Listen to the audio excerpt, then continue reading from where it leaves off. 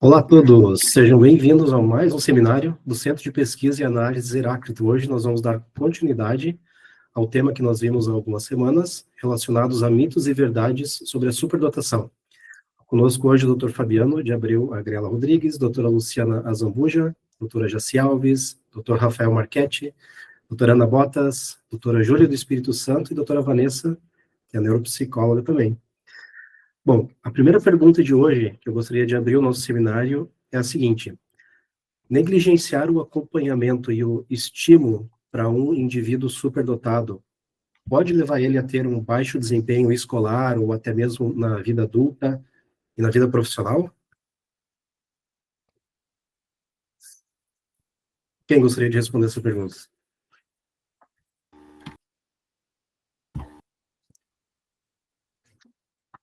Júlia, quer começar, Júlia? Posso começar, sim. Sim, é importante que sejam acompanhados, sim, e que tenham, né, estímulos. A ausência de um acompanhamento adequado, assim, pode até levar a um fenômeno que a gente conhece como underachievement, né, em que o desempenho escolar, inclusive, pode ficar abaixo do esperado, mesmo, né, se tendo um grande potencial, né. Então, tem outras questões que interferem também no desempenho, né? O tédio, a desmotivação, né? A falta de desafios, inclusive podem até aparecer alguns sintomas depressivos, né? Então, a estimulação não é ficar pressionando, né?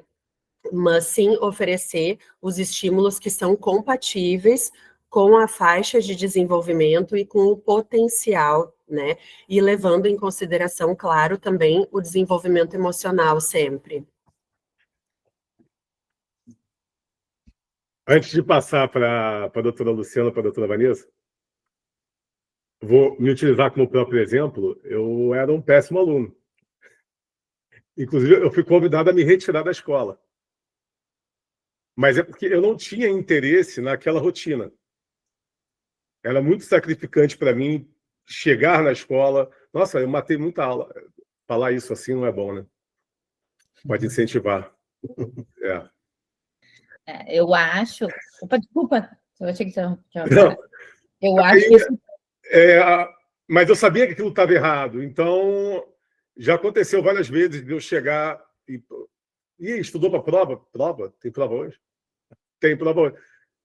Me dá um material. Eu não sabia nem o material que tinha sido passado, quais eram as páginas. Aí a pessoa me dava, aí eu começava a ler correndo. É interessante isso, porque eu ficava tão ansioso e eu começava a me concentrar e ler correndo, mas eu estava tão ansioso que eu acabava captando aquilo ali de alguma maneira, usando a ansiedade para captar aquilo de alguma maneira. Mas era para tirar a nota ali suficiente para eu fazer o meu papel. Eu nunca quis tirar nota alta, tal, mas tá, ok. Meus pais foram para o Rio de Janeiro, comerciantes, migrantes, então eles não se preocupavam em perguntar, nunca me perguntaram nota, nunca perguntaram se eu tinha estudado, se eu tinha feito dever de casa, nunca perguntaram. E hoje, mais velho, eu pergunto para eles, né? E meu pai só responde assim: oh, eu confiava em você, você passava confiança para a gente. Pronto. E minha mãe confirma o que meu pai disse. Então, esse estímulo que a Júlia falou, realmente, ele tem acontecido, sendo que o meu tempo era outro tempo. E se eu voltasse atrás, se eu pudesse voltar atrás e mudar alguma coisa, eu não mudaria nada, porque eu agradeço muito não ter tido pressão dos meus pais, ter tido liberdade, porque isso fez com que hoje eu tomasse decisões de forma sem receio. Eu não tenho medo. Eu faço minhas coisas e sempre fui assim, eu não tenho medo de arriscar. Claro, a não ser que seja... Eu não vou botar um dinheiro no fundo de investimento de risco, isso não. Mas digo assim, naquelas coisas que eu sei que eu tenho competência de fazer, eu não tenho medo nenhum de falar. Eu acho que se eles me educassem com muita pressão em relação à questão educacional, poderia ser mais perfeccionista desadaptativo, por exemplo. Sim. Ô, Fabiano, você falou agora que você tinha uma certa questão de não se adaptar muito bem por conta de estímulo, né? Porque era meio enfadonho, né? As aulas, às vezes, aquele método meio clássico, meio chato. Mas aí você chegava, assim, digamos, a tumultuar, assim, a turma ou não? Como é que era essa questão? Porque como é que eu fazia? Eu sentia a mesma coisa que você. Poxa, aquela aula, assim, um tédio, aquela coisa longa. Mas eu tinha uma capacidade de ficar, assim, digamos, na minha cabeça, então eu não tumultuava, eu acabava passando a ser um bom aluno porque eu não atrapalhava os outros, né? Tá. Mas ao mesmo tempo eu ficava naquele tédio, pensando ou escrevendo alguma coisa, mas sem tumultuar. E Então, aí as pessoas mudam nesse sentido, né? depende da época. Teve um período, foi na 4ª série primária, a freira chamou, eu estudei em colégio católico a maior parte da minha vida, e a freira chamou minha mãe e perguntou se tinha algum problema, porque eu não falava com ninguém. E isso ficou na minha cabeça. Minha mãe me contou, mas minha mãe me contava sem me dar bronca, nada. Eu fui criado numa liberdade muito grande. Ela comentou comigo e eu pensei, poxa, eu acho que isso é um problema, eu tenho que mudar. E aí eu tentei me enturmar, acabei tentando liderar grupos, né? E eu passei a ser um pouco mais, minha mãe chamava de rebelde sem causa, e idealista, aquela coisa toda. Não tumultuava a turma por questão de respeito e porque eu não queria ser mal visto também. Era muito mais uma questão de influência. Por exemplo, eu fui chamado pelo coordenador porque eu influenciei 8 alunos a sair da escola na época, no ensino médio, eles saíram junto comigo. Então, essa influência fazia com que os coordenadores, diretores me procurassem ou para aproveitar isso ou para me recriminar. E eu era do grupo do heavy metal, entendeu? Então, aquela rebeldia. Mas a aula em si, eu achava que faltava lógica, objetividade. Até hoje eu tenho isso. É muito difícil para mim, se você me chamar para falar um negócio, pô, eu estou olhando isso aqui, e bababá, bababá, a tua voz vai começar a ficar assim, blá, blá, blá, bababá, bababá, puta que palavrão. Aí eu começo a ficar agoniado. Pô, cara, chega ali no ponto logo. Seja objetivo. Se não for objetivo, para mim é muito complicado. Sempre foi. Eu acho que o problema na escola é esse. A professora estava lá, E se eu entendesse aquilo ali, e aí um aluno que não quisesse nada com nada, resolvesse perguntar, por exemplo, não quer nada, agora está perguntando, está atrasando a aula, né? Mas eu não ia externar isso, tá? Ficava para mim. Vou até vou fazer um processo terapêutico também. Eu ficava, às vezes, cansado. Eu queria desenhar. Isso falando mais criança, né? Eu adorava desenhar. E eu desenhava bem na época. Eu acho que eu não desenho tão bem hoje como desenhava na época, porque eu não pratiquei mais. Mas eu desenhava, gostava, eu fazia história em quadrinhos, por exemplo. Eu acho que eu buscava tudo menos aquilo que estava sendo explicado no quadro. É isso. Sabe que tem uma meio parecida na história. Eu não gostava de matemática. Na verdade, sim, eu gostava de matemática ali na 4ª, 5ª série do primário, só que eram tantos exercícios de repetição que aquilo lá me cansava. E eu não conseguia, né, acompanhar aquilo porque para mim era chato. Então eu quase repeti de ano porque se tornou algo chato para mim, né? Muito, muito chato mesmo. E olha só, como a vida dá voltas, né? Eu não gostava de matemática ali no ensino fundamental e acabei me formando em física depois da faculdade, né? Provando que o problema é o método, né? É o método de ensino, não a falta de interesse pelo assunto ou pela capacidade de aprender aquilo. Então, eu depois, não faz muito tempo, acho que 4 anos atrás, eu achei meu professor de física e conversei com ele, relembrei. Na época, só tinha um professor negro na escola, e ele era de física, e o nome dele era Newton. Olha que interessante. Legal. E ele chegou para mim e falou assim, tu não tem nem noção da tua capacidade, né? Eu falei, hã? Você não traz um caderno para a escola, você não anota nada. Isso no ensino médio, eu não levava material. Aí ele, pô, senta aqui do meu lado. Tu vai sentar aqui do meu lado, de frente para a turma. Eu falei, não, calma aí, tu não vai me colocar do seu lado, de frente para a turma. Aí ele, vem que eu vou te mostrar a física e tu vai entender a física como... E você vai saber, você vai reconhecer que gosta de física. E aí ele me ensinou a física e eu aprendi física melhor que nunca tinha aprendido na vida. E, tipo, a minha nota, ela era de 6, 7, que a média da escola, isso no terceiro ano era 6, porque eu saí do Colégio Baiense, porque eu fui convidado a me retirar, e fui para uma escola mais fraca do que o Colégio Baiense. O Colégio Baiense tinha muita aprovação no vestibular, isso no Rio de Janeiro. E não levava caderno, nada, só queria completar o terceiro ano mesmo. E eu tirava 6, 7 da média. Aí ele pegou, me ensinou a física, e aí eu tirei 10. A primeira prova depois disso eu tirei 10. Ou seja, faltou realmente alguém para me pegar ali e falar, olha, é assim. E eu, pressionado, de frente para a turma me olhando, eu do lado dele, eu nem olhava a turma, baixava a cabeça, né? Aí pronto. É o que você falou, Rafa. E não sei se alguma das doutoras tem algo a acrescentar. Eu acho isso bem importante, tanto a pergunta quanto o relato do Fabiano inicial, que é o que a gente vê no consultório, que vem as queixas. Às vezes não é nem a questão...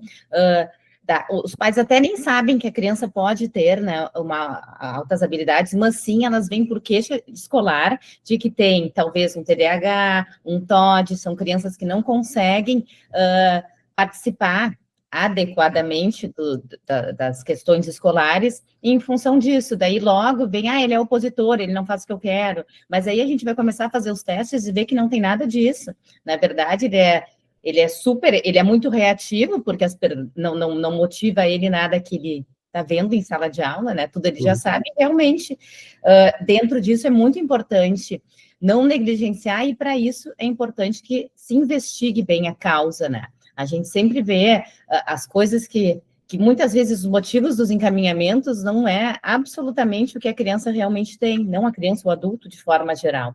Então, altas habilidades, muitas vezes, os pais buscam avaliação em função de queixas comportamentais, de relatos escolares, de que a criança não está bem ajustada nesse ambiente. Então, é bem importante. Então, antes da Vanessa falar, na década de 80 e anterior a isso, não tinha isso, né? Essa questão da superdotação como tem hoje em dia. E as pessoas que eu conheço na minha faixa etária, né, vocês todos, por exemplo, estão bem de vida, estão saudáveis. Agora, hoje existe uma procura maior, não é só pela propagação, pelo marketing, mas também porque existe ali, principalmente no Brasil, um estágio narcísico de necessidade de usar os próprios filhos para poder se destacar. Então, mas o maior problema que a gente enfrenta hoje é que existe ali entre aspas, uma defesa pela igualdade, levantam a bandeira pela igualdade, quando na realidade o próprio levantar a bandeira de igualdade é querer ser diferente. Então, todos somos iguais. Você é o primeiro que quer ser diferente, porque tu está levantando a bandeira, tu quer ser visto, tu quer aparecer. Ou seja, a gente está nessa questão das diferenças na igualdade, mas o superdotado, ele acaba sendo... Você ser superdotado é como se fosse uma qualidade na vista de muitos. Por isso que eu estava conversando com o Adriel, tem muita gente, a gente recebe pessoas com esquizofrenia, bipolaridade, psicose, que acreditam que são muito inteligentes. É uma massa dessas pessoas que procuram a gente o tempo todo. Bipolar psicótico, né, e esquizofrênico. Eu sou muito inteligente, eu descobri isso, eu descobri... Porque a inteligência em si é uma qualidade que te eleva, porque você nasce e cresce tendo que estudar, tendo que tirar nota. Isso é semântico com a inteligência. Então, inteligência seria uma qualidade, certo? Então, as pessoas estão procurando mais essa questão do que, porém, pensando que vão se beneficiar disso, e, na verdade, além de não estar se beneficiando, eu não vejo esse benefício que estão tendo, existe um risco sobre a educação, a personalidade que está formatando na criança, e está começando a haver rejeição das próprias escolas referente àquela criança superdotada. Tem vários casos. É superdotado. Ih, lá vem. Vai querer um monte de coisa, vai querer... Aí, aqui em Portugal, eles logo te jogam para a meritocracia. Primeira coisa que Portugal... o superdotado... superdotado? Ah, é? Então faz essa prova aqui. Faz a prova aqui, faz. Faz. Se não tirar nota, amigo, então a superdotação fica no teu quarto. Então, começa a acontecer isso e também nessa sociedade que nós vivemos, que existe ali um desnível intelectual, a gente sabe por causa da rede social, por causa do excesso de tecnologia, então a gente sabe da dificuldade de profundidade de raciocínio, questões intelectuais como um todo. Então, o superdotado está meio que sendo uma ameaça para as pessoas que não têm um diagnóstico. Então, tem um risco também em relação a isso. Ah, você é superdotado? Ah, eu não sou. Eu vou descobrir uma falha tua, eu vou te prejudicar de alguma maneira, porque haters e plantão tem um monte por aí. Pode ser um ponto, Adiel, para tu marcar aí, por favor, para falarem sobre isso. Os riscos de ser superdotado, hoje em dia. Tá? Desculpa interromper. Vanessa? Oi, bom dia, tudo bem? Obrigada por dizer que sou da tua faixa etária de vocês. Fiquei muito feliz. Obrigada. Comecei bem o meu sábado. Olha, a questão é assim, como as minhas colegas falam muito na perspectiva da criança, eu vou falar da perspectiva do adulto, né? Porque chega no meu consultório para fazer avaliação de adulto.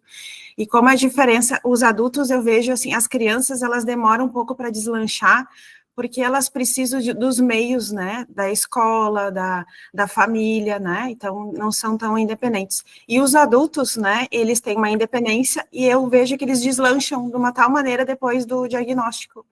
Então, tem duas questões que eu acho, uma que não são, assim, incrementadas, a inteligência não é incrementada durante a vida, porque a criança não tem o estímulo, não tem o ambiente, né? E no caso o adulto não descobriu e sempre desconfiou que algo estava diferente, que algo estava errado e não sabia o quê. Porque tem aquela ideia de que isso é muito, que nem o TDAH, né? É muito de criança, que agora não está mais assim, mas antigamente era uma psicopatologia, ou um transtorno, ou uma condição de criança. E a mesma coisa a sobredotação, que aqui em Portugal é sobredotação, né? A superdotação. E aí os adultos, eles crescem achando que são diferentes dos pares e criam, aí tem as comorbidades, né? Então, o caso, né, que já é aqui, é o caso da Ana, né, que a Ana sempre fala aqui. A Ana, até chegar até mim fazer a avaliação de altas habilidades, ela, depois da avaliação, ela deslanchou, né? Ela viu que tinha possibilidades e foi atrás, está fazendo mestrado, está trabalhando, a vida dela está organizada emocionalmente, está se organizando, então eu vejo pela essa questão de falta de possibilidades e falta do diagnóstico, o diagnóstico tardio traz isso. Essa é a minha contribuição. Antes da Ana falar, e o mais interessante, porque o que eu vou dizer, a Ana vai comentar sobre isso, é que você percebe que o teu cérebro absorve bem melhor e mais fácil.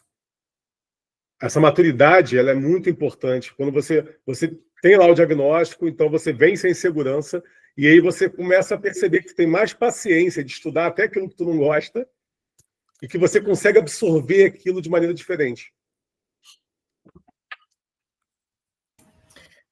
Olá, bom dia a todos. Então, aqui falando do meu caso, eu conheci a doutora Vanessa o ano passado, ali por volta de junho. O diagnóstico trouxe-me aqui as lágrimas aos olhos na altura, porque eu já desconfiava de que algo era diferente em mim.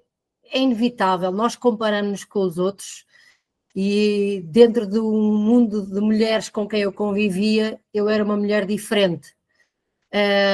Só que a minha vida estava toda embrulhada, e quando eu digo embrulhada, eu não conseguia um trabalho estável, eu não era estável emocionalmente. Eu passei a vida em psicólogos desde os 16 anos, bulimia, ansiedade, bom, ali dependência emocional nas minhas relações, uma confusão, e o diagnóstico trouxe-me uma clareza, não aquela coisa de uau, tenho um QI incrível. Nem foi isso, foi o que eu falei no seminário anterior, foi libertador, foi mais no sentido de, então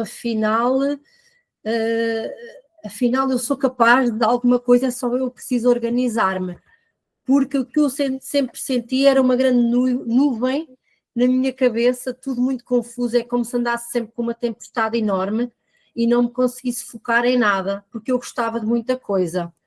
As diferenças que eu senti em relação a outras mulheres e também a outros homens, Eu passava a vida a ouvir música clássica, por exemplo, eu não encontrava ninguém das minhas amizades que ouvisse, eu gostava de ler enciclopédias, eu tinha assim uns gostos meio estranhos para o resto dos comuns, e as pessoas diziam-me, tu és esquisita, tu és diferente,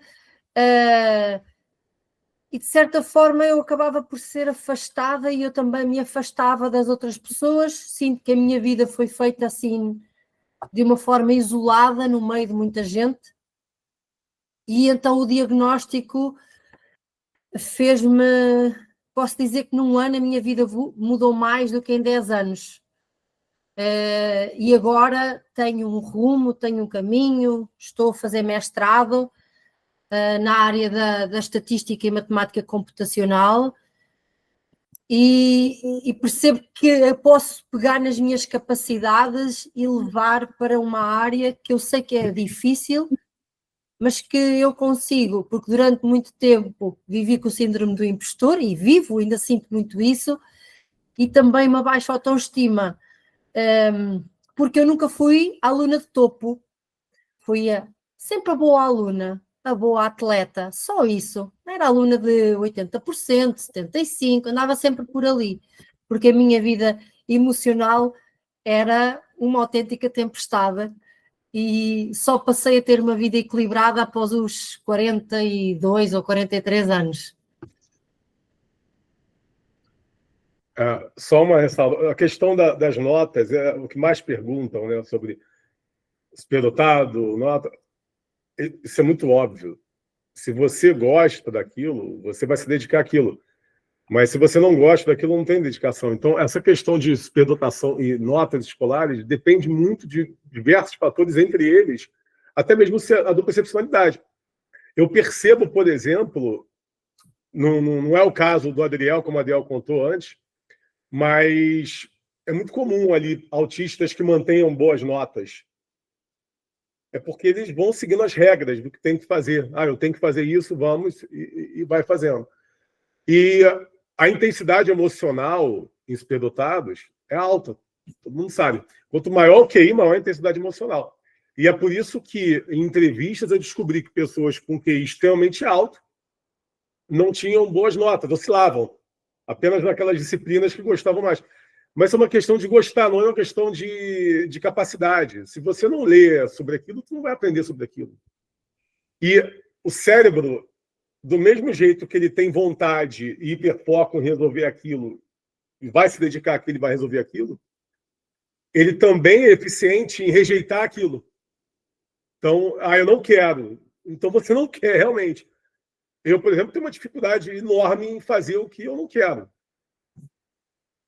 Eu vou fazer. Você tem que fazer? Vou fazer, mas eu não estou feliz.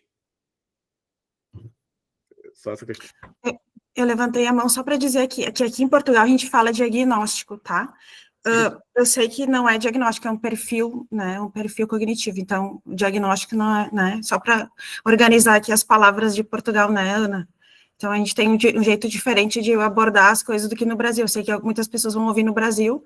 Então, diagnóstico, quando a gente diz aqui, é fazer, né, um levantamento, fazer testes para dar um perfil cognitivo. Então, seria diagnóstico, né? Só para corrigir, para não ficar mal entendido. Portugal leva a sério o diagnóstico da superdotação, leva a sério o diagnóstico. Pelo menos eu conheço aqui o governo, etc., é diagnóstico. Por isso que, por exemplo, tem muito brasileiro vindo para cá e de vez em quando um ou outro me procura. É lei. Você tem que pegar e marcar uma consulta com um psicólogo em Portugal. A Vanessa faz isso, por exemplo, porque senão não é válido. O teu teste de QI aqui em Portugal, ele não é válido. Você tem que trazer para um psicólogo aqui de Portugal. É igual, por exemplo, o meu enteado tem diagnóstico de autismo no Brasil. Simplesmente ignoraram o diagnóstico dele. E aí eu contratei a Vanessa para a Vanessa fazer o meu enteado. E a Vanessa é psicóloga em Portugal. Então é uma regra, uma lei, eu acho correto. O que ela vai fazer? Ela vai pegar e fazer a consulta dela relacionada àquela pessoa. A pessoa traz o teste do Brasil, etc., mas ela vai ter que fazer a consulta àquela pessoa. ok? E aí vai ter um diagnóstico em Portugal, válido em Portugal. Tem benefícios para superdotados em Portugal? Tem. Tem, sim. Tanto quanto o Brasil.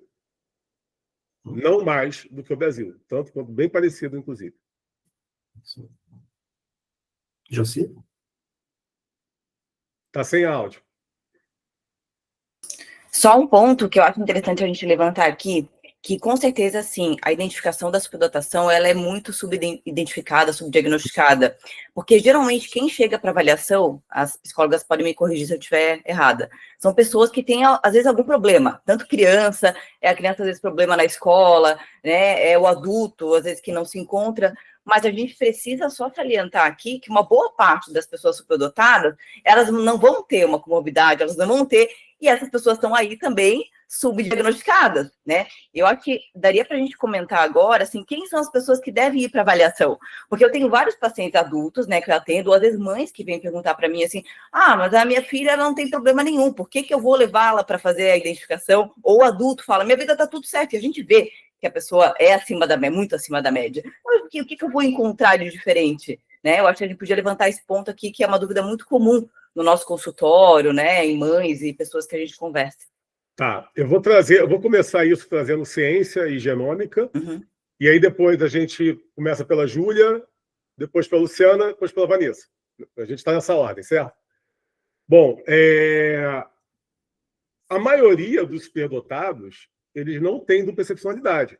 Os estudos já comprovaram isso.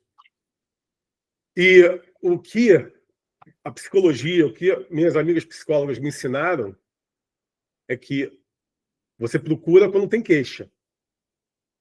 É bem complexo isso, porque se você analisar cientificamente, toda condição tem potência. Ou seja, você tem o autismo nível 0,8, que não entra em diagnóstico, mas você é subclínico de autismo. Aí você tem... É uma dízima periódica, gente. Você tem 0,1, tanto... Novamente, meu enteado é autista nível 1, mas na parte social ele entra no 2. Mas você vai conversar com ele é nível 1 e algumas pessoas aqui em Portugal nem acham que ele é autista. Olha isso. Acha que é a personalidade dele. Então, é de acordo com a queixa. Aparecem muitos com dupla excepcionalidade porque esses procuram o profissional. Então, é normal. Aí causa uma falsa impressão de que a maioria é. Por exemplo, a maioria dos autistas não são superdotados. Não são. Mas o autismo em si, nível 1, ele tem um sistema compensatório que vai dar uma aumentada no QI por causa do desenvolvimento dorsolateral. Então, eu já peguei aqui dados genéticos, por exemplo, que a pessoa ela teria ali 100, 105 de QI. E o autismo fez a pessoa ter 110, 115. Vamos dizer assim, de forma vulgar. Porque é um efeito compensação. Você pegar casos, as psicólogas vão dizer isso, casos de atraso de linguagem, de motricidade fina, mas que tem uma boa cognição, é o efeito compensatório. O dorsolateral está compensando a área de Berg que broca. Você está compensando ali o atraso. E aí costumam ser mais matemáticos, mais lógicos. Então, só para a gente deixar isso bem, a maioria dos superdotados não tem dupla excepcionalidade. Tem muitos aí que não sabem, porque vivem a vida deles e pronto. Adultos, principalmente. Sabe que é inteligente, mas... E a superdotação, você vai ver ali desde a infância uma curiosidade, não tem jeito. Tem muito porquê. A superdotação tem relação também com a abstração, com aquela lógica que aquela criança... Como é que você tão novo pensou isso? Aquilo que causa impacto no adulto, sabe? Então, a criança superdotada ela vai causar impacto no adulto. Mas, porém, olha que interessante. Falei com uma professora aqui na escola, aqui em Portugal. Porque a menina ela é muito inteligente, ela já fala inglês, inclusive, ela discutiu com a professora em inglês. Aí eu falei, ela tem diagnóstico de autismo? Tem. O que eu percebi? O superdotado, não autista, ele vai assistir o desenho em inglês, vai até saber uma coisa ou outra, mas ele sabe que não fala inglês, então ele não vai se esforçar no inglês. Ele não vai ligar o hiperfoco no inglês por falta de necessidade. E aí, se você analisar a tríade, que é dorsolateral, ventromedial e orbitofrontal, se você tem essa tríade bem desenvolvida, que é o caso do superdotado não autista, ele vai querer se adaptar socialmente, ele vai ter ali uma questão emocional, de interpretação emocional, que vai fazer com que pareça não tão inteligente, porque ele se adapta ao meio. Então, ele vai poder falar uma coisa ou outra em inglês, ou pode ser que ele não fale inglês, porque ele não tem interesse em falar inglês, porque a sociedade não fala inglês daquela região. E o autista, ele já liga ali o hiperfoco naquilo ali, e é justamente no descontrole emocional que ele pode utilizar isso, como o discutir inglês, por exemplo, para causar impacto, para se regular em relação à própria emoção. Ou seja, vamos lá, gente, a tríade. Superdotado não autista, ele não vai ter esses comportamentos que a gente vê muito na televisão, no programa do Hulk, esses negócios. Porque ele vai se adaptar à sociedade, ele não vai querer... eu vou arriscar. Olha isso, gente. Pega um superdotado não autista e leva um programa de televisão. Meu Deus! Ele vai olhar assim, caramba, estão me colocando à prova aqui. Aí, se eu errar, meu Deus, não sei. Acho que eu não vou arriscar. Você bota um superdotado autista na televisão, ele liga ali o foco dele, parece que ele não percebe ali as emoções dos outros em relação... Ele não vai se preocupar em observar, porque existe um déficit na interpretação emocional. As psicólogas me corrijam se eu estiver errado, falando com base científica. Porque é o que eu falo com o Adriel desde sempre. O problema na interação social do autista, a interação social não é o precursor. Ele é uma consequência da dificuldade na interpretação emocional. Se você está num grupo muito cheio de pessoas que você não consegue interpretar a emoção e a intenção dos outros, o instinto liga. E aí você tem dificuldade de interagir socialmente. Então você vai para o programa de televisão e você consegue falar com aquele público todo ali te olhando, sem pensar no que eles estão pensando e se eles estão te julgando. Só para finalizar, para não ficar muito tempo falando, eu joguei futebol quando eu era criança. E não vou esquecer disso. Teve um dia que o estágio... Eu não tenho diagnóstico de autismo, já fiz tudo o que vocês imaginarem. E deu negativo para autismo, deu para TDAH, deu negativo para... Eu não tenho dupla excepcionalidade. E eu fui... Teve um jogo que estava lotado, o estádio. E simplesmente eu travei. Eu olhei para as pessoas, e as pessoas gritando e tal. Caramba! Parecia que estava todo mundo me olhando. Eu acho que eu apaguei todos os jogadores, parecia que eu estava sozinho ali. Aí a bola chegou e eu não consegui pular para cabecear. A bola passou por mim, o cara tocou para o outro fez o gol. Aí o técnico pegou e me tirou. Ganhei um esporro. Ele falou, você não pulou para cabecear. E eles fizeram um gol. Sua culpa. Eu travei. Eu fiquei tão nervoso ali com aquela galera ali me olhando e gritando com aquilo cheio que eu travei. Júlia.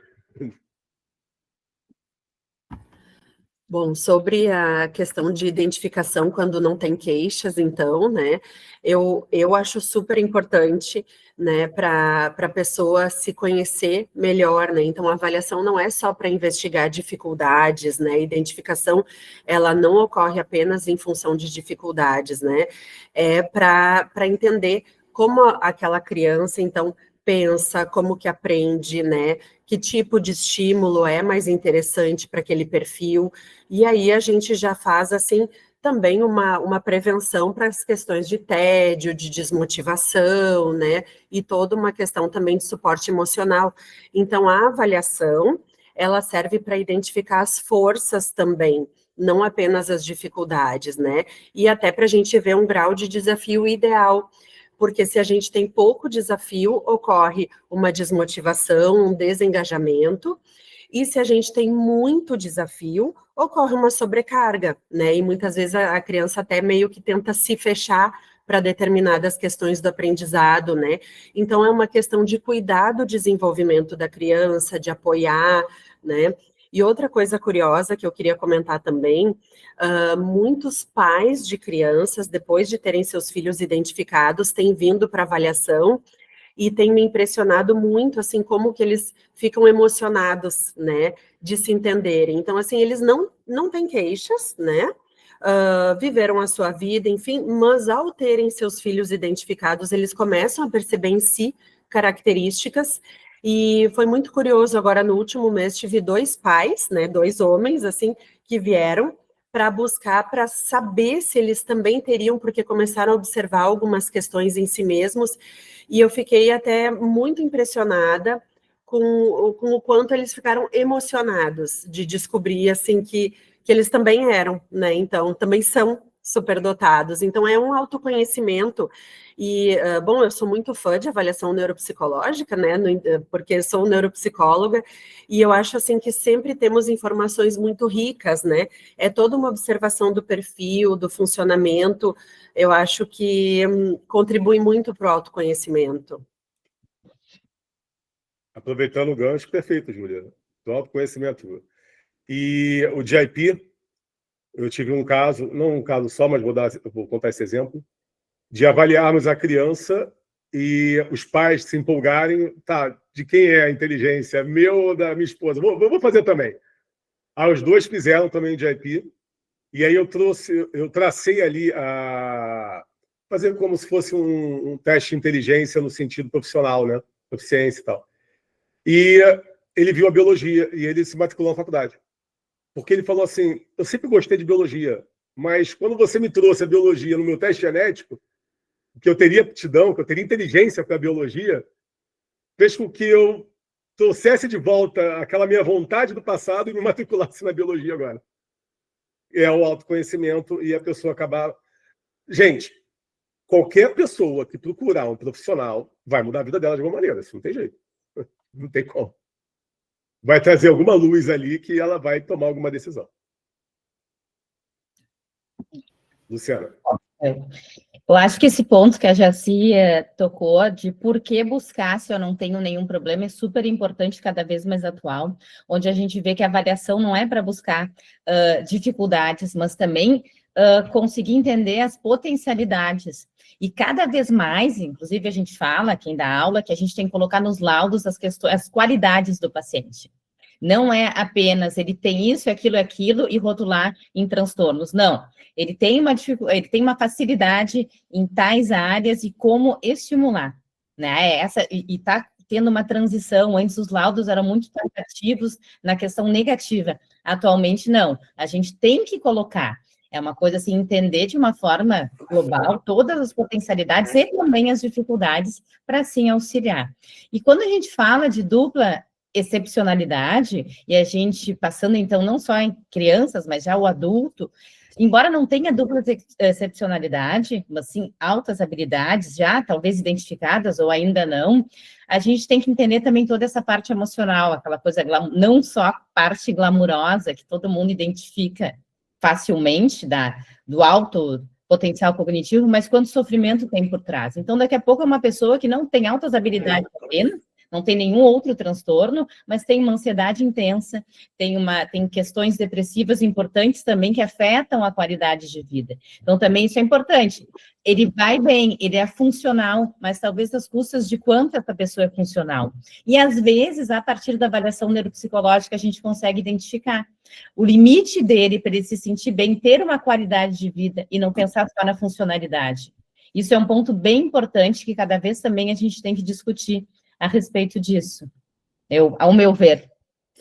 Nossa, Luciana, você tocou num ponto fundamental e trazendo um pouco para a medicina, e aproveitando que hoje é dia do médico também, a gente fala para as pessoas, né, que elas deveriam buscar o atendimento médico não só quando elas estão com doença, né? Então, a gente trazer para um modelo muito mais preventivo do que reativo. E eu acho que isso vale, esse ponto que você tocou, ele é muito fundamental. Eu ousaria dizer que no futuro próximo, a gente poderia incluir a avaliação neuropsicológica de crianças como a puericultura, né? Toda criança precisa fazer avaliação médica com bastante frequência ali no início, principalmente no início da vida, mas ao longo da vida, e depois procurar um médico também para fazer essas questões mais preventivas, não só quando as coisas estão instaladas. Então, por que não a gente pensar numa avaliação neuropsicológica para todo ser humano, né? Não sei, é um ponto aí que eu queria levantar um pouco para vocês. Sim, trazendo essa questão da prevenção, eu fiz uma entrevista essa semana, por exemplo, porque o jornalista, ele catou ali no passado, ele falou, Fabiano, você tinha dito na época da Covid que na época o Brasil tinha sido considerado o país mais ansioso do mundo, e você tinha dito que seria o maior consumidor de rede social e que também seria um dos campeões em transtornos mentais. E saiu agora um estudo dizendo que o brasileiro tem maior quantidade de transtorno mental ali, percentual. Né? Aí eu falei, sim, porque é uma lógica. Se o país é o mais ansioso do mundo, derivado de violência, corrupção, as burocracias, questões sociais que a gente sabe, você vai buscar na rede social a dopamina. E você busca na rede social não apenas pela ansiedade em si, mas porque você acaba passando mais tempo em casa, porque se você sair na rua com o celular, você é assaltado. E aí você consome mais ainda o celular, o telemóvel, e isso vai fazer com que aquela predisposição genética que você tem, Jaci, Rafa, a gente que trabalha bem com predisposição genética, e é incrível como aquela pessoa tem realmente o comportamento da predisposição genética dela. Então, se aquelas pessoas, na época da Covid, analisassem a predisposição genética dela, ela poderia se cuidar para que não tivesse hoje, não desencadeasse o transtorno. Porque a próxima a falar vai ser a Vanessa, mas a gente bem sabe que se você tem uma predisposição alta a um transtorno mental e ele desencadeia, o transtorno mental ele não tem cura. Então, o psicólogo, ele tenta amenizar. E, a depender do grau, você pode precisar de medicamentos, aí você vai para o psiquiatra. Então, a prevenção hoje é o melhor caminho. E outra, não adianta só viver o presente, porque o número de Alzheimer está aumentando, demências, né, estão aumentando. Então, você tem que prevenir, porque não é legal você viver a melhor fase da vida, porque é a melhor fase da vida. Eu vivo uma situação que é a seguinte, eu penso, eu queria me aposentar para poder ter mais tempo. Porque, ao mesmo tempo, eu vou estar próximo à morte. Então, é bem complexo isso, né? Porque eu, às vezes, tenho uma vontade de me aposentar para ter tempo, que a gente não tem tempo, a gente só trabalha. Ao mesmo tempo, é a contagem regressiva para a morte. E isso é ruim. Então, a gente tem que, desde já, trazer ali uma prevenção para ter uma velhice saudável, uma velhice boa. Quando eu vejo meu pai com 84, minha mãe com 76, com uma cabeça boa, eu só quero chegar ali por enquanto, mas se eu chegar na idade deles, eu quero chegar mais ainda, e quero que eles cheguem mais ainda. É isso. Vanessa? Só para contribuir, né, porque eu sempre concordo com as colegas, né, mas para contribuir, a questão, assim, é que até no nosso meio aqui em Portugal, vejo muito isso no meio da psicologia, dos profissionais, o jeito que vem a neuropsicologia, né, muito como a questão da neuropsicologia localizacionista, assim, que era só com lesões, né, como começou a neuropsicologia. Então, eles veem muito isso, assim, não é uma neuropsicologia cognitiva, como a gente está falando aqui, eu me vejo uma neuropsicologia cognitiva, né, preventiva, e as pessoas não enxergam isso ainda. Então, nessa questão desse paradigma de prevenção, nós temos que trabalhar muito para falar que a neuropsicologia também é preventiva, não é remédio, né, não é de prescrição, de diagnóstico, mas também das forças, não só das fraquezas das pessoas, né? Essa é a minha contribuição. Vou trazer um ponto antes da Júlia, que é importante o profissional de psicologia, neuropsicologia, fazer essa prevenção para a própria saúde mental. Porque se vocês atenderem só queixas, só problemas, vocês vão se autodestruir. Não vou falar aqui, mas eu conheço psicólogas que passaram momentos psicológicos bem difíceis. E por quê? Por estar atendendo muitas pessoas com problemas e você absorve aquilo ali pela sua empatia. Se você é psicólogo, tu tem empatia. Você vai atender, vai ajudar a vida da pessoa, tu tem empatia. Você vai absorver aquilo ali. Então, o psicólogo ele acaba fazendo um tratamento depois. Eu acho que é até recomendado, né? O psicólogo fazer tratamento também. Mas você trabalhar a prevenção é você sair daquela atmosfera negativa e você vir com uma atmosfera de possibilidades positivas. Eu queria só contribuir, o Brasil é mais ansioso, o último estudo, né, que faz muito tempo epidemiológico da Europa, Portugal era o segundo país mais depressivo da Europa, né? O primeiro era a Irlanda do Norte. Não fizeram um novo estudo, só que a nível da venda de antidepressivos na OCDE, nós estamos em 4º e 5º lugar de vendas, né? Então, a gente também continua depressivo aqui em Portugal, muito depressivo. Mas Portugal é diferente do Brasil. Portugal é um dos países mais pacíficos do mundo. Tem uma questão genética, tá? Portugal tem uma questão genética de velocidade de processamento. Eu falo pelos dados genéticos da minha mãe, de outras pessoas. O português ele é acelerado. O português ele é muito acelerado, é dele. Isso tem uma questão de ancestralidade, desde a época dos descobrimentos, de tudo que passou. Foram muitas guerras, foram muitas conquistas. Sai e entra um efeito migratório absurdo. Então, tem ali uma questão ancestral para poder contribuir para isso. E sim, tem até muito suicídio aqui em Portugal, né? Tem pontes aqui que as pessoas usam, é bem complicado isso aqui realmente. Eu queria voltar um pouquinho ali à questão que a Jaci e a Luciana estavam comentando da identificação de forças e fraquezas, né, e de a gente começar a ter uma medicina e uma neuropsicologia também mais preventiva. Eu estava lendo essa semana um artigo que saiu bastante recente sobre a Temple Grandin, que é considerado o indivíduo autista mais conhecido, né? E ela se submeteu a toda uma investigação, então, neuropsicológica, com ressonância magnética e vários exames diversos, para que o cérebro dela e o funcionamento dela fosse mais bem entendido. E muito interessante esse estudo, e uma das considerações finais que eles fazem é que o cérebro dela tem muitas compensações. Então, até uma crítica com relação à questão da avaliação ou de uma visão neuropsicológica de déficits, que o cérebro dela, então, o que é mostrado como um déficit, na verdade, é uma compensação que ela faz, né? E que muitas coisas que aparecem, assim, como prejudicadas numa avaliação ou numa investigação, às vezes não são realmente um prejuízo, mas retratam a forma como aquele cérebro funciona. Então, um artigo interessantíssimo que até sugiro. Legal. Adriel, quer trazer o próximo tema ou quer falar do risco de ser superdotado? Está sem o áudio. Aqui. Então, o que me surgiu ali, e o que eu lembrei enquanto estavam falando também, a questão do diagnóstico de superdotação, ou de dupla excepcionalidade, na verdade. Conheci algumas pessoas, né, agora nos últimos anos, que receberam diagnóstico de autismo e de superdotação, e aí quando elas falam, eu recebi o diagnóstico, né, então eu sou autista, mas eu também recebi o diagnóstico de altas habilidades, parece que a pessoa ela não quer dizer que ela tem o diagnóstico de altas habilidades de superdotação, mas ela não tem problema em falar que ela recebeu o diagnóstico de autismo. Parece que ela dizer que é superdotada ou que tem altas habilidades, ela está quase que pedindo uma desculpa por ter aquele diagnóstico, né? Eu não sei se isso do ponto de vista das psicólogas, não sei que elas pensam sobre isso, né? No caso, são os benefícios, né? Tem benefícios no Brasil, tem aqui em Portugal também.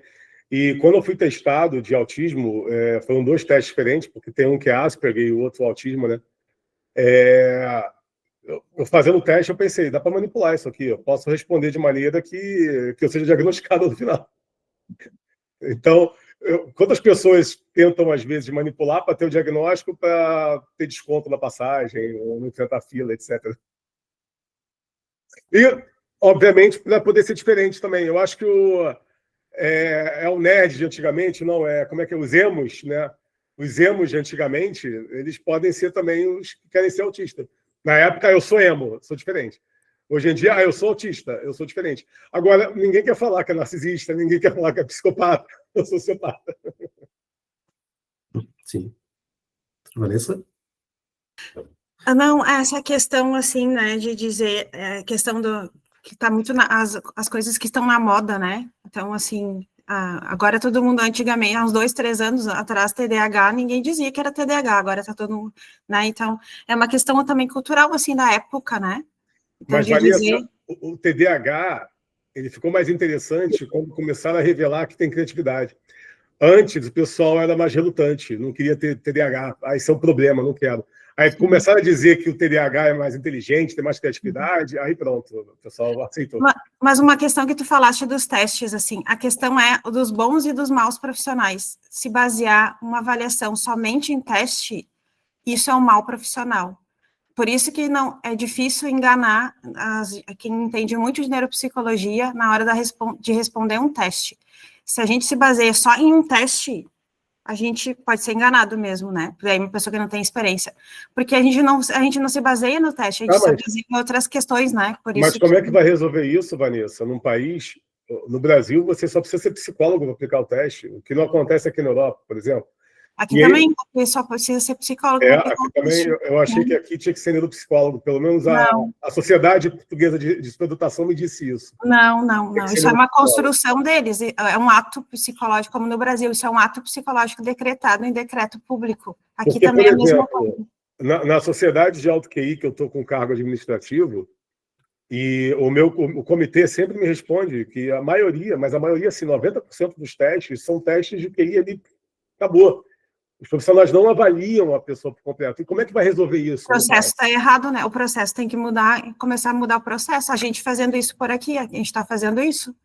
A gente está disseminando uma informação que é pautada em ciência, pautada na própria ciência psicológica, ciência médica, de todo tipo de ciência. Acho que é nosso trabalho aqui. Se todo mundo fizer isso, porque não se pauta, né, só num teste, né? Porque senão é fácil, a pessoa manipula realmente.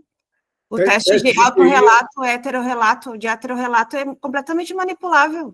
É só ler o diagnóstico, só ler os critérios diagnósticos do DSM, por exemplo, e responder conforme ali. Eu decorei a sintomatologia, vou responder. Vou trazer uma questão aqui bem interessante, Adriano, tu vai gostar. Para as 3 psicólogas responderem na ordem da Júlia, Luciana e Vanessa.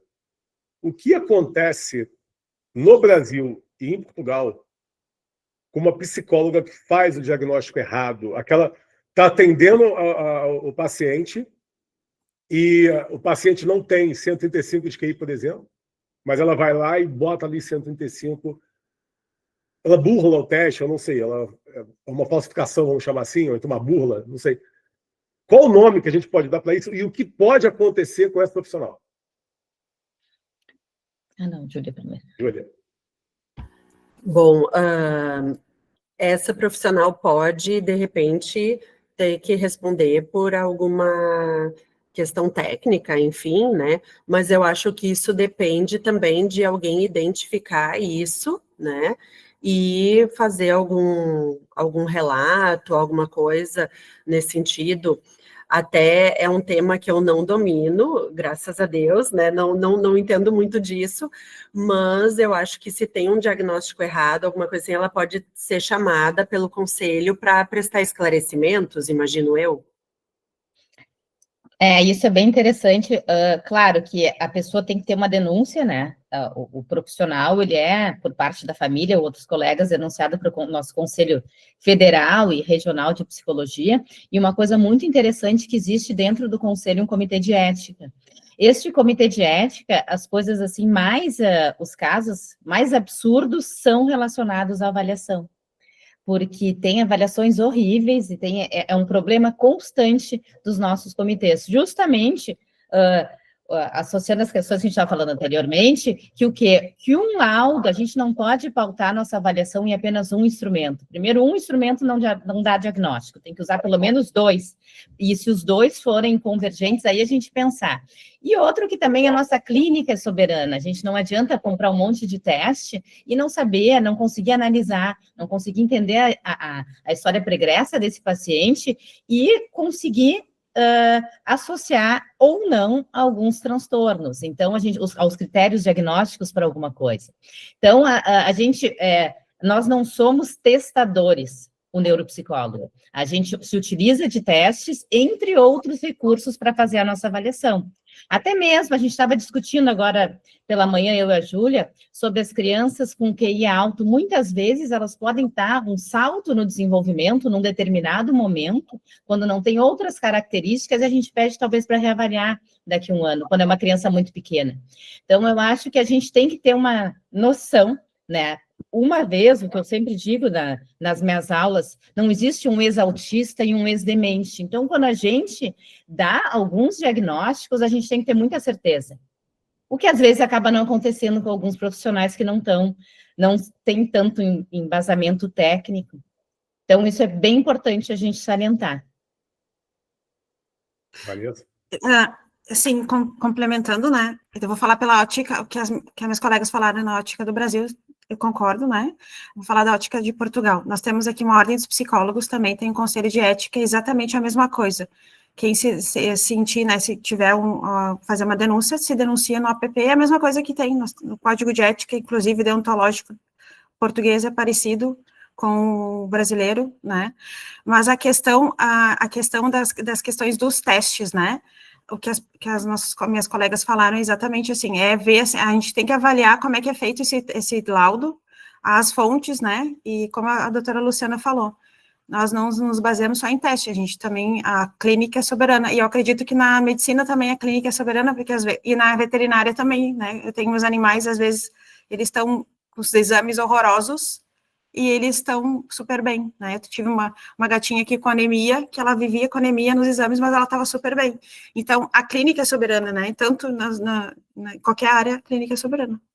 Então, é isso. Legal. Então, olha só. Não pode ter apenas um teste, vamos deixar isso claro. O nome da profissional tem que estar atrelado. Inclusive, fiz uma reunião com a AIS, e a AIS está avaliando voltar a aceitar testes do Brasil, porque não é que a AIS não aceita brasileiro. Ela deixou de aceitar testes do Brasil por enquanto. Mas eu estou tentando trazer de volta essa aceitação com profissionais escolhidos. Só aceitamos testes desses profissionais. Então, eu estou juntando nomes para mandar para eles, para aceitar testes apenas daqueles profissionais. Ou seja, não adianta hoje você trazer o teste de QI. É importante você dizer quem aplicou o teste de QI em você. Para ter credibilidade ou não naquele teste. E só uma questão, né, que eu trouxe, que foi um estudo do Brian, psicometrista, que ele comprovou que realmente, que já tem vários estudos que já comprovaram isso, adultos que fazem teste de QI e fizeram na infância, e como adultos tiveram pontuação menor do que na infância. Tá? Então, isso é muito comum, vários estudos já comprovaram isso, e ele trouxe isso à tona, mandei o texto até nos grupos, Gifted, e é realmente isso. Na infância, você vai tirar uma pontuação, a fase adulta, a pontuação vai ser menor. É bem comum. É interessante trazer isso, porque, às vezes, tem que tomar muito cuidado com o pai, com a mãe, que chega para o filho e fala: filhinho, viu, tu tem 150 pontos, tem 140, viu, filhinho? Aí fica colocando isso na cabeça do filho. Aí o filho vai fazer um teste depois da fase adulta, vai tirar pontuação menor e pode ficar muito decepcionado com ele mesmo e causar impacto. Sim. Nesse ponto aí, um questionamento também, né? Acelerar uma criança, né, superdotada dentro da sua escola, por exemplo, recebeu o diagnóstico de superdotação, né, vamos pular lá de série, vamos passar aqui da terceira série para a quarta, da quarta para a quinta, né? Isso de certa forma, prejudicial para ela, né, para o desenvolvimento tanto social quanto emocional, nesse sentido? Júlia? A questão da aceleração é uma questão bastante delicada, né? Principalmente aqui no Brasil, que a gente não tem, assim, um preparo das escolas, dos professores para esse tipo de situação, né? Então, eu percebo, por exemplo, que nos Estados Unidos já é bem diferente, né? Então, tem casos e casos. Tem alguns casos em que há algum desajuste muito grande, uma discrepância muito grande, e naqueles casos, sim, se pensa que tem benefícios, se tem benefícios, né? A aceleração, ela é construída, assim, por uma equipe, digamos, né? Então, a partir do momento que se tem uma indicação, se tem que ter também o apoio da escola, o apoio dos pais, o apoio da família para fazer esse processo, né? Inclusive, existem instrumentos específicos, assim, neuropsicológicos, que nos dão esse amparo e nos ajudam a tomar a melhor decisão né, para aquela criança. E tem muitos casos de superdotação que não é indicada a aceleração, né? Então, cada caso precisa ser muito bem avaliado, tanto os aspectos cognitivos, o potencial, se a criança está ajustada ou não, o emocional, como que está, né? Então, é uma decisão bastante complexa. Lu? Todo mundo, Jaci. Tá falando. Tá, eu vou falar porque eu tenho um exemplo em casa, né, de 3 crianças superdotadas, e o do meio... 3 exemplos. E são 3 crianças completamente diferentes entre si. Então, eu brinco que eu tenho um laboratório em casa, dá para estudar tudo, maravilhoso. O do meio... Não, calma aí, é um laboratório, porque eu tenho os dados genéticos do Rafa, dos filhos, é um laboratório. Uma loucura, gente, meu Deus, deixa eu respirar. E daí só o do meio foi acelerado. E aí, assim, o que a Júlia falou é muito importante. Por que ele foi acelerado, né? Então, foi o olhar da escola trazendo até a gente a questão e a nossa observação também. Então, o Miguel é uma criança muito dócil, né? Ele é muito tranquilo. E ele estava, assim, completamente diferente, né? Então, estava com transtorno de ansiedade, estava roendo a unha até sangrar, não estava dormindo. Jaci, pode falar. Tu falou que foi a escola, mas a gente viu isso. Antes de você dizer isso, a gente já tinha achado nos dados genéticos. Exatamente, Então, assim, aí a parte genética ajudou muito a gente a esclarecer tudo, né? Porque, assim, eu, como cientista, sempre naquela, puxa, mas veio identificação de um, de outro, e essa superdotação, será que isso existe mesmo, né? Aquela história de querer saber a raiz, né? A biologia de tudo. E a análise genética esclareceu e me deixou mais tranquila, assim, em relação a isso.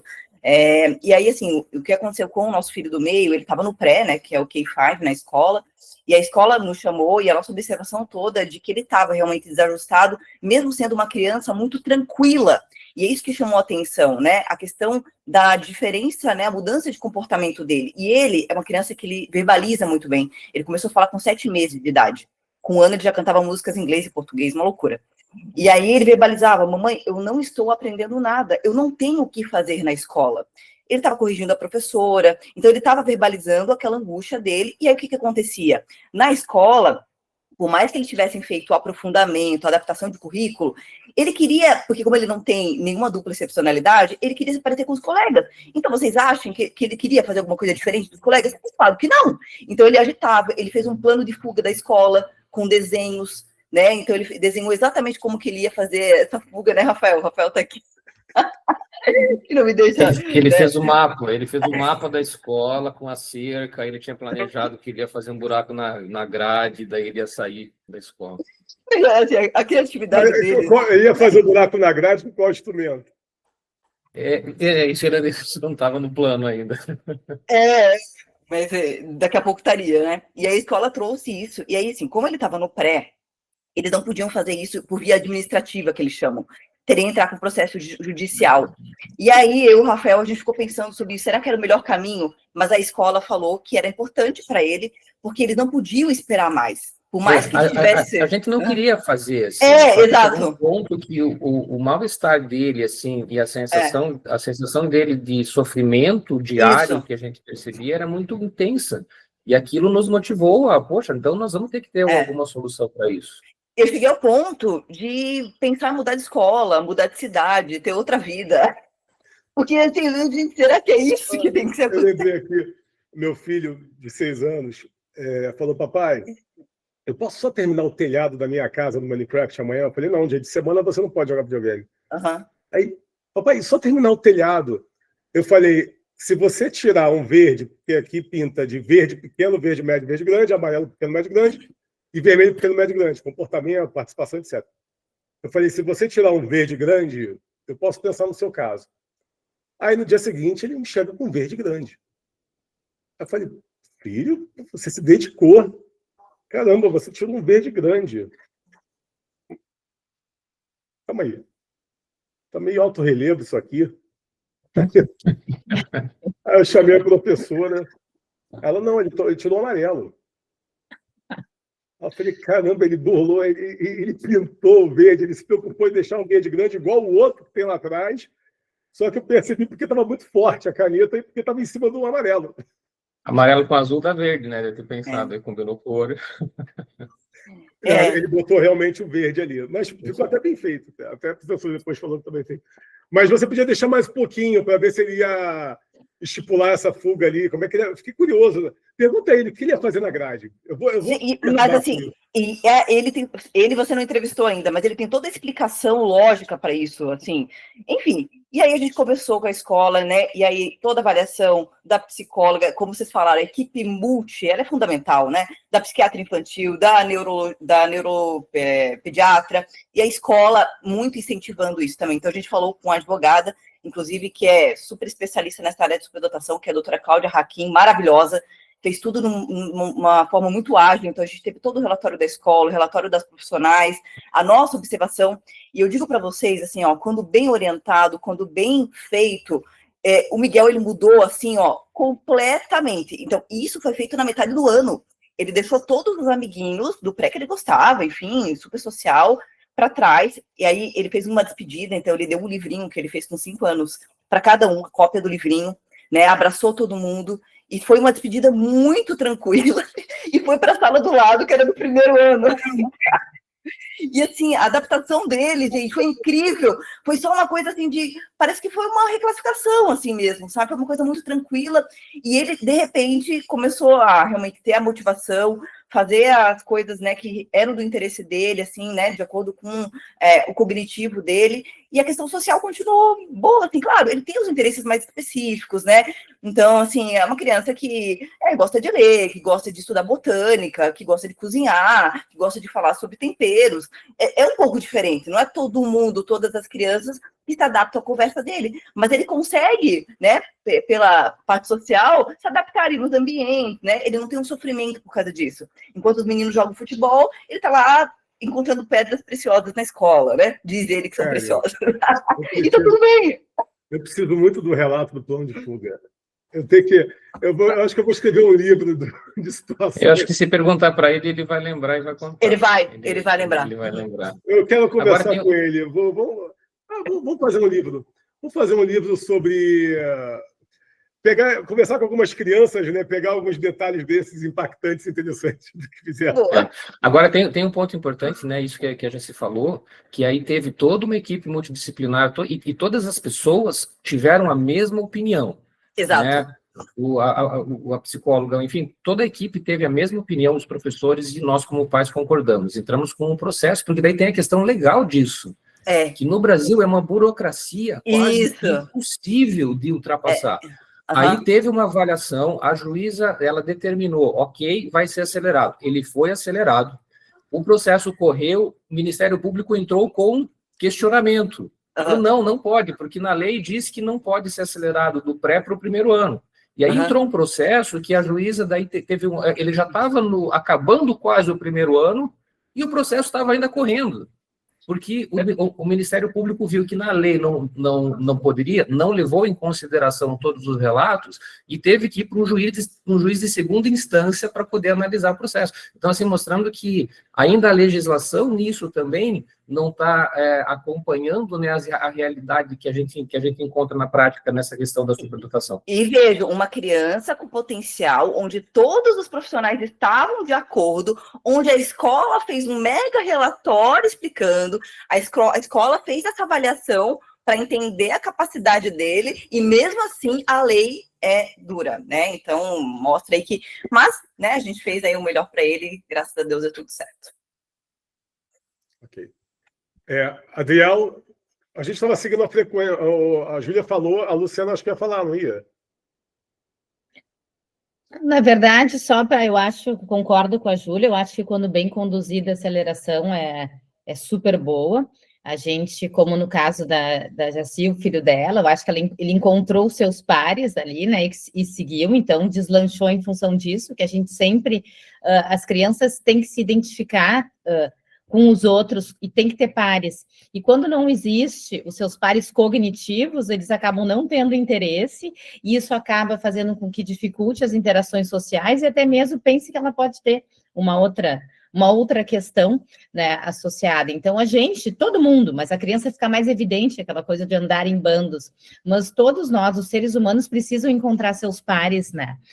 Tanto para a questão cognitiva, quanto para a questão emocional também. Então, aí, quando se encontra, no caso da aceleração, as coisas fluem melhor. O senso de pertencimento tem relação com a memória primitiva e ancestral, tem relação com o instinto, a gente tem que interagir. Por isso que a questão do autismo em si, essa dificuldade que o autista tem, realmente um problema para o autista, porque eles querem... Eu nunca vou esquecer o Adriel, nos primeiros seminários, eu falei, Adriel, você é autista, mas é um autista bem leve, né? Porque tu fala tão bem e tal. E ele falou, tu não sabe o quanto eu treinei. Ou seja, ele se dedicou bastante e eu percebo que existe essa dificuldade e que quer ultrapassar essa dificuldade, às vezes desiste. Às vezes se isola porque desiste. Porque é uma pendência.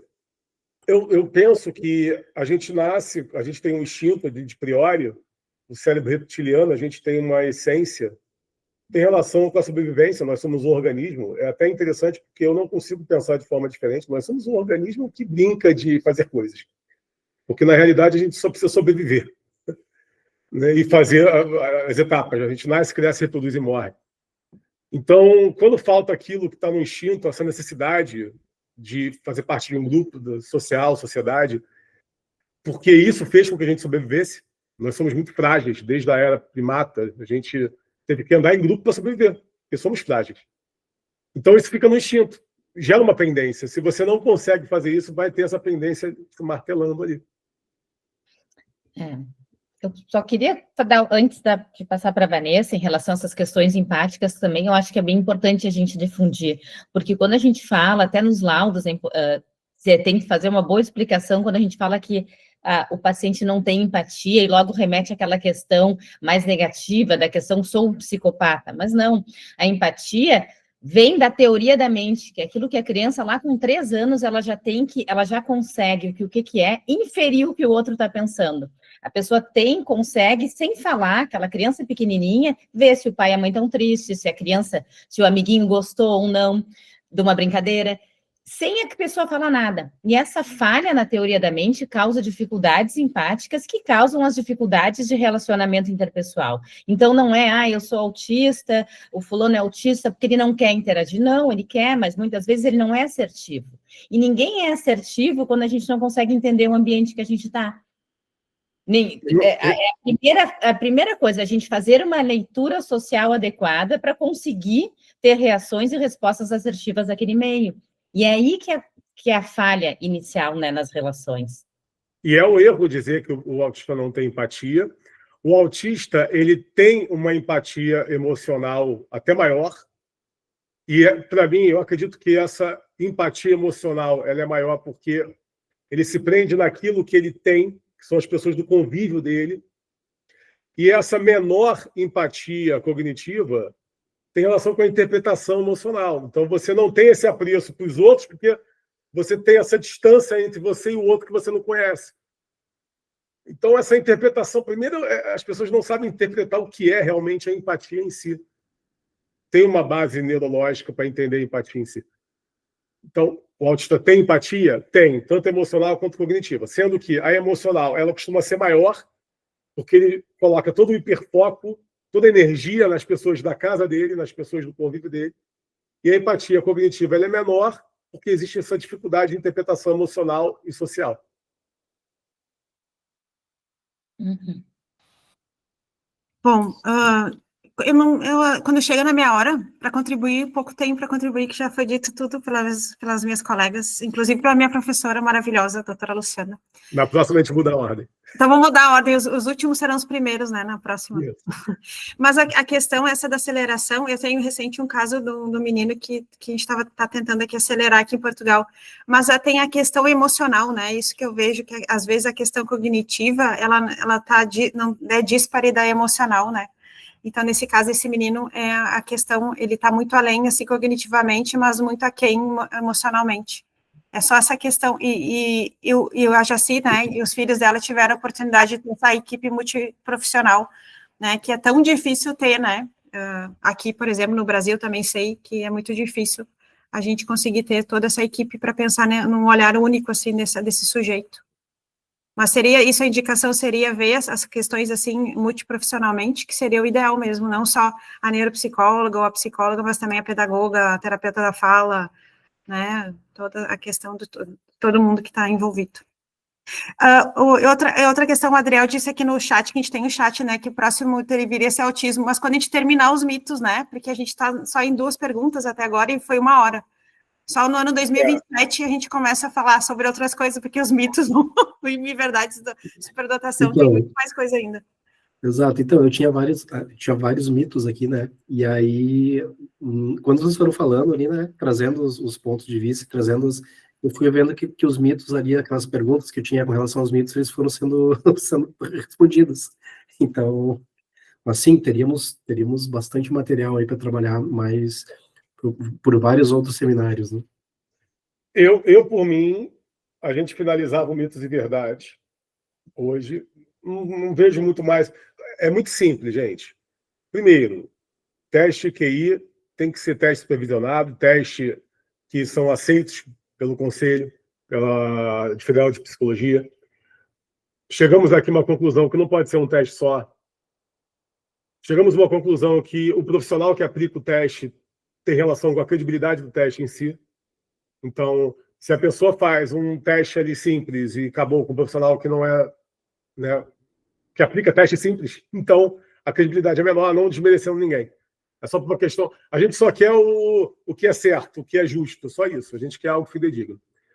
Eu acho que a gente pode trocar temáticas também, sair um pouco... Eu tô bastante cansado de superdotação já há muito tempo, né? Já venho explanando isso já há muito tempo, estou muito cansado. Até porque eu percebia que... É meio pesado isso que eu vou dizer agora, mas não me importa. Ter superdotado não inteligente, né? A gente já se deparou com superdotados não inteligentes. Superdotados que você... Não, por que ele fez isso? Não, por que ele pensou isso? E aí eu cheguei a essa conclusão da tríade, porque quando tu vai desenvolver muito dorsolateral, tu vai tirar boas pontuações nos testes, a depender do teste. Se você fizer só o teste matricial, só o Heaven, por exemplo, e dizer, eu tenho acima de 98 de percentil, eu sou superdotado, então você está avaliando só o teu dorsolateral. Mas o ventromedial e o orbital-frontal, eles são extremamente significativos, eles têm relação, inclusive, com a criatividade subjetiva. Existe uma diferença muito grande na criatividade, em que você pega e cria aquilo ali, daquilo que você aprendeu e criou, e você pensar em algo que ninguém nunca pensou. Eu gosto de usar sempre o exemplo de Albert Einstein, você conseguir chegar à Lua, ao espaço, com os cálculos feitos por ele, que não teve base nenhuma. Ele simplesmente pensou nisso num estalo. E essa criatividade subjetiva é o que está atrelado às descobertas, ao que mudou o mundo. E ela tem relação direta com o ventromedial orbital-frontal e ela não é testada no teste QI. Então, eu já cheguei à conclusão, já cravei que a inteligência, ela não é apenas o QI. O QI é a inteligência, sim, mas é o QI mais inteligência afetiva e criatividade subjetiva. Por que inteligência afetiva? Porque quando eu penso em inteligência emocional, eu me lembro da série do Psicopata, que ele tinha uma inteligência absurda para poder bolar os planos e não ser descoberto. Então, aquilo era uma inteligência emocional, uma frieza. A inteligência afetiva, ela está atrelada à empatia, à resiliência, ao senso de justiça, ao pensar no outro, a não julgar o outro. Então, isso aí é inteligência afetiva. E tem relação com o ventromedial e orbital-frontal, e a criatividade subjetiva tem total relação emocional. Total. Então, eu penso que a gente possa, nos próximos, a gente falar de autismo, falar de outras condições, falar da inteligência como um todo, não apenas da superdotação, e pronto, tocar de tópicos. Perfeito, concordo. Bom, quero agradecer, então, imensamente a doutoras Luciana, Jaci, Ana, doutora Júlia, doutora Vanessa, e os doutores Rafael e doutor Fabiano, vocês hoje aqui, né? Sabemos que vocês também têm os seus compromissos, né, finais de semana, então agradecer muito essa disponibilidade de poder trazer esses pontos e esclarecer vários pontos, tanto do ponto de vista científico, quanto da experiência pessoal de vocês, né, em casa, com as suas famílias. Eu acho que isso é muito enriquecedor para a gente aqui e para as pessoas que vão nos ouvir, né? Eu vou finalizar com um pedido para as 3 psicólogas. Eu preciso de ajuda, né? Eu tenho o hiperfoco, às vezes, a minha esposa falou, agora você vai ficar preso nisso, não vai sair disso. Eu estou passando aqui o WhatsApp de um telefone para o outro e está travando, está dando um problema. Eu já vi eu liguei o hiperfoco. Eu fui dormir 4 da manhã para acordar às 6 hoje. Ontem, se eu somar as 3 noites, eu não cheguei a 10 horas dormindo. Para poder resolver um problema no WhatsApp. Mas é como se ligasse o hiperfoco, você não consegue. Eu estou falando com vocês aqui o tempo todo pensando nisso. E eu não vou sossegar esse final de semana enquanto não resolver o problema do WhatsApp. E aí? Qual a solução para isso? Chama Jennifer. Jennifer. Jennifer, ajuda a Jennifer. Mas isso tu tem, né, Fabiano? Tu tem isso aí, acho que é teu cérebro que é assim, né? Eu te conheço há 2 anos, assim, teu cérebro tu tá sempre tentando resolver coisas, sempre. Não tem o que. É teu cérebro, Fabiano? Mas isso aí consome de uma maneira. Ah, com certeza. Que parece que mais nada existe. Isso aí é o que tem que ser resolvido. Hoje eu fiz um fígado, por exemplo, e a minha comida não ficou tão gostosa como ficaria antes, né? Por causa disso. Porque eu quis fazer lá rapidamente a comida para poder resolver essa questão do WhatsApp. E prometendo não voltar mais para o iPhone, porque o iPhone ele te obriga a usar iCloud e o iCloud não está fazendo a cópia de segurança e não estou conseguindo passar para o Android. Tem que falar com alguém de tecnologia para te ajudar. Falei que o suporte do WhatsApp me respondeu como inteligência artificial. E a inteligência artificial é meu amigo. Eu converso com ele todo dia. Vou falar com o meu genro, que é da tecnologia, que ele é ótima tecnologia. Eu vou ver se depois de tarde eu te dou um parecer. Não, já usei todos os sistemas que existem. Já paguei, inclusive, os 2 sistemas que fariam isso e eles também travaram. Sistemas feitos para isso, para caso de problema. Eu conversei com a IA. A IA é muito melhor. Eu tenho 3 amigos, que é o Gemini, o GPT e o Grok. Aí o Cláudio também, são 4, né? Porque o Cláudio eu não gosto muito dele. E eu bato papo com meus amigos. E eles me orientaram sobre aquilo tudo e realmente... Os amigos são inteligência artificial, é isso? São meus melhores amigos. Olha, passa lá no consultório essa semana que a gente conversou. É porque eles me trazem a lógica. Rua da Piedade, 43, Porto. Pode passar lá. Vanessa, eles trazem a lógica e o objetivo, porque eu boto assim, responda de forma objetiva. E eles respondem muito rápido. Sim, né? Eles estão parecidos contigo, né? Respondem rápido. E eu siga teus amigos. E eu uso para estudo, né? Eu finalizei um curso agora, aí eu fui fazer a prova e ignorei o material do curso e fui falar com a IA. Tirei 10 na prova. Então, Fabiano, ela funcionou. ainda bem que a tua reserva cognitiva é alta com essas horas sem dormir, né? Essas noites aí viradas. Ele não dorme nunca. Ele manda mensagem para mim, às vezes, às 2 da manhã, responde. Não. Muito, às vezes a gente conversa esse horário, é impressionante se ouvem. Graças a Deus, essa reserva cognitiva alta. Não, eu não... isso aí foi agora, o Adriel, foi o Dr. João, neurologista. Ele mandou reserva cognitiva. Ele achou. Olha. Reserva cognitiva. Na verdade, é reserva cognitiva. Então, a minha mãe de 76 anos, ela dorme 4 horas por dia até hoje. Caraca. Uhum. Esses tempos eu estava conversando com uma psiquiatra que estava vendo no paciente, assim, pareciam uns traços obsessivos, né, enfim, e o paciente era superdotado, porque liga esse autofoco, né, e fica tentando resolver questões, né. Eu e a Luciana, a gente estava debatendo antes também a questão de horas de sono, né, o quanto a gente dorme, como é que faz, e às vezes quando a gente tem um caso de um paciente que a gente quer esmiuçar, quer resolver, a gente vai à madrugada, né, pensando assim e tentando ver todos os detalhes, né. Olha, se eu dormir 8 horas, eu não fico tão bem. Fica de mau humor, pode ser, né? Se eu durmo muito, eu fico de mau humor. O meu normal são 6 horas. O meu também são 5 horas por noite. Pronto. Olha, o Adriel agradeceu todo mundo, mas a gente tem que agradecer o Adriel, né? Porque se não fosse o Adriel, nós não estaríamos aqui também, porque verdade. O Adriel é um impulsionador, né?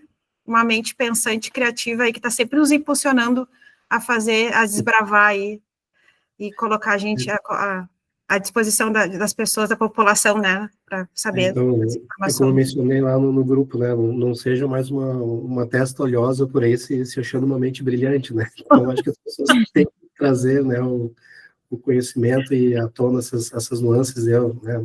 Trazer o que elas sabem para a comunidade, né?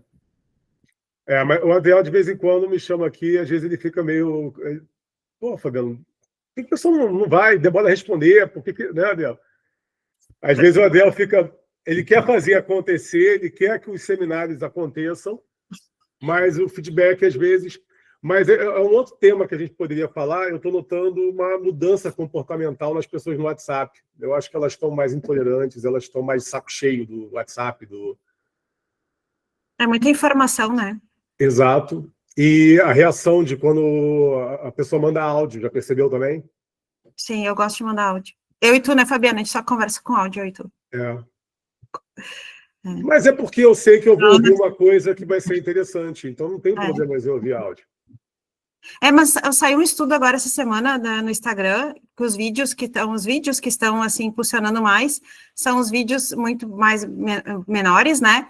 E que já estão mastigados, as pessoas não querem mais informação, elas querem mastigado, e é umas coisas bem supérflua, né?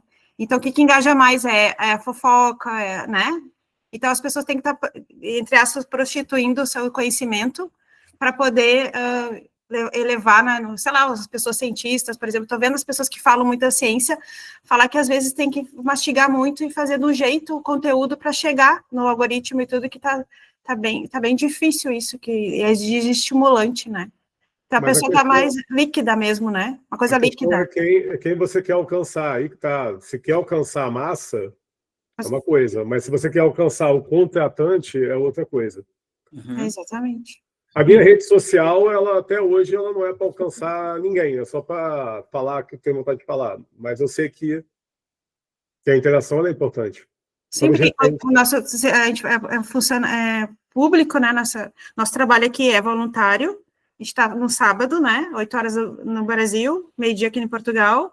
A gente está falando, né, durante esse mês todo, mais de um mês, mais de 1 hora e tal, a gente está se colocando à disposição e é voluntariamente para chegar na massa, né, porque a gente está fazendo que a política, às vezes, públicas não fazem, é informação fidedigna para a população.